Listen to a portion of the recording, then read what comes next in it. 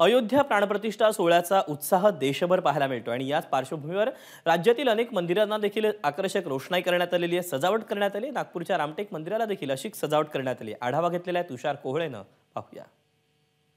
अयोध्येतील प्रभू रामाच्या मूर्तीच्या प्राणप्रतिष्ठा सोहळ्याला अवघे काही तास शिल्लक राहिलेले आहे आणि याच पार्श्वभूमीवर प्रभू रामाचा जे गमन वनवास मार्ग होता त्या मार्गातील रामटेक तीर्थक्षेत्र आहे, तिथलं जे प्रभू रामाचं मंदिर आहे ते आपण बघू शकतो की कशा प्रकारे आकर्षक फुलांच्या माळांनी सजवण्यात आलेलं आहे.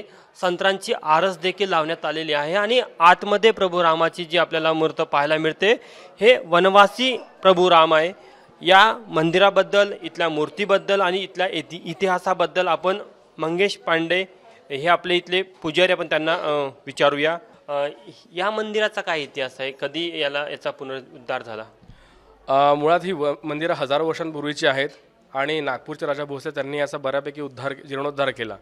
आणि आता जी ही मूर्ती आपल्याला बघायला मिळते आहे ही पूर्णपणे वाळूची तयार झालेली मूर्ती आहे, वाळूची मूर्ती आहे आणि स्वयंभू मूर्ती आहे.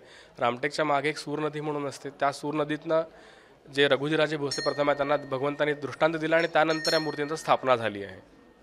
या मंदिरातील विशेषतामध्ये तुम्ही जर का गडावर आले आणि पहिलं मंदिर आपल्याला लक्ष्मणाचं पाहायला मिळतं आणि त्यानंतर मग प्रभू राम आणि माता सीतेचं मंदिर पाहायला मिळतं, हे देखील एक वेगळंपण आहे. त्याचं कारणच तसं आहे की वनवास काळामध्ये लक्ष्मण हे पुढे राहत होते, त्यामुळे मंदिराला पहिलं स्थान देण्यात आलं लक्ष्मणाचे आणि त्यानंतर माता सीता आणि प्रभू रामाचं मंदिर आहे. तर एक वेगळं पण रामटेकचं आहे, एक वेगळा इतिहास आहे. मंगेशजीने आपल्याला तो सांगितला आहे.